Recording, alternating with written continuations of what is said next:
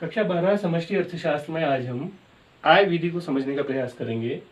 आय विधि एक देश की घरेलू अर्थव्यवस्था में, एक देश की घरेलू सीमा में एक वित्तीय वर्ष में जो उत्पादन के साधनों के स्वामी होते हैं उनको जो आय प्राप्त होती है उन सबका योग होती है। उत्पादन के साधनों के स्वामियों को जो आय प्राप्त हो सकती है वो कर्मचारियों के पारिश्रमिक के रूप में हो सकती है, नंबर 1।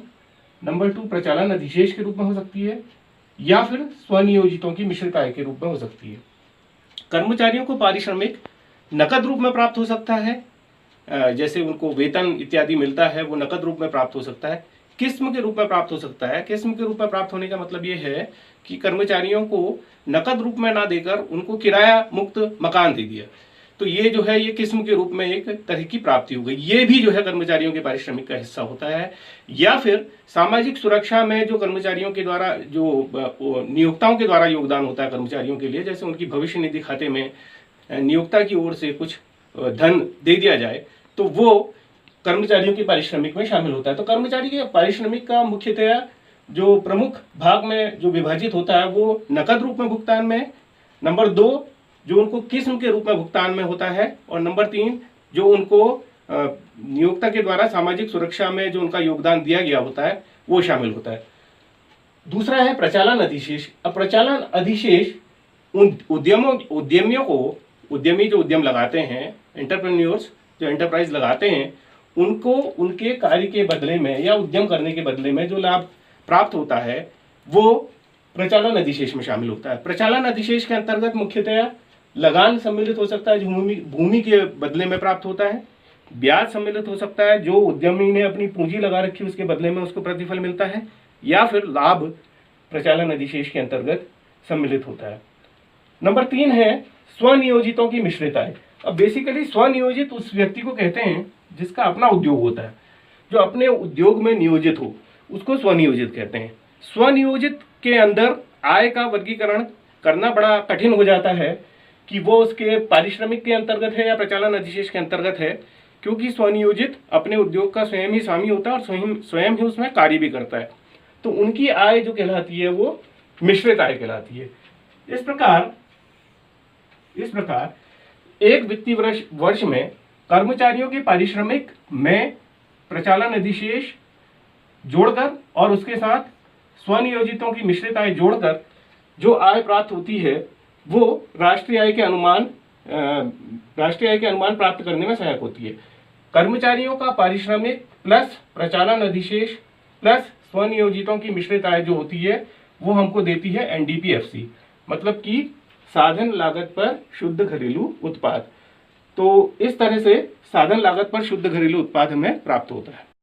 अब हम राष्ट्रीय आय की आय विधि को समझने का प्रयास करते हैं।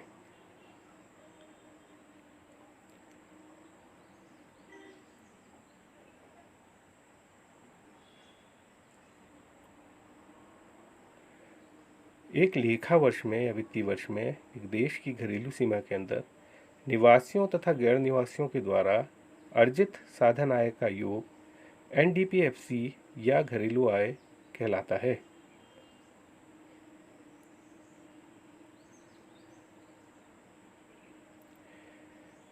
अर्जित साधन आय का वर्गीकरण।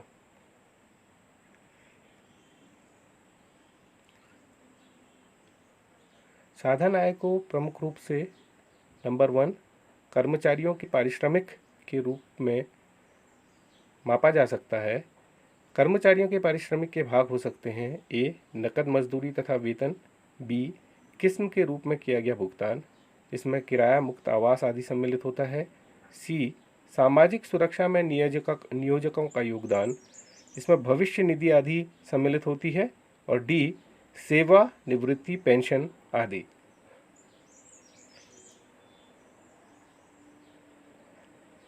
प्रचालन अधिशेष दूसरा भाग है जिसमें संपत्ति तथा उद्यमशीलता से प्राप्त आय सम्मिलित होती है, जो लगान, ब्याज तथा लाभ के रूप में हो सकती है।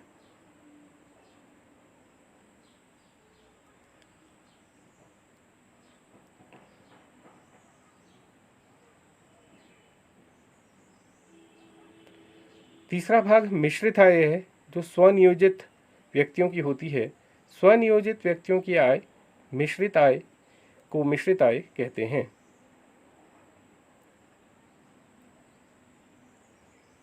इस प्रकार घरेलू आय के 3 भाग होते हैं: कर्मचारियों का पारिश्रमिक प्लस प्रचालन अधिशेष प्लस मिश्रित आय, और ये तीनों के योग से घरेलू आय या एनडीपीएफसी प्राप्त होती है।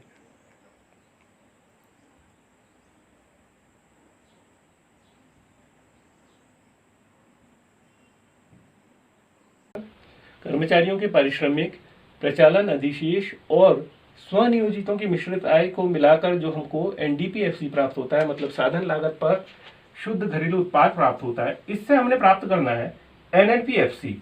एनएनपीएफसी मतलब साधन लागत पर शुद्ध राष्ट्रीय उत्पाद, जो कि हमारी राष्ट्रीय आय होती है। हम जानते हैं कि एनएनपीएफसी जो होता है वो राष्ट्रीय आय होती है। तो एनडीपीएफसी से एनएनपीएफसी प्राप्त करने में हमको एनडीपीएफसी में जोड़ना होगा विदेशों से प्राप्त शुद्ध साधन आय। विदेशों से प्राप्त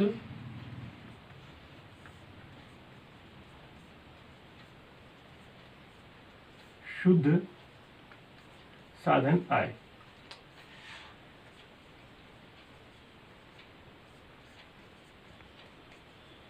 मतलब कि NFIA। तो एनडीपीएफसी में NFIA को जोड़कर हमको राष्ट्रीय आय प्राप्त हो जाती है।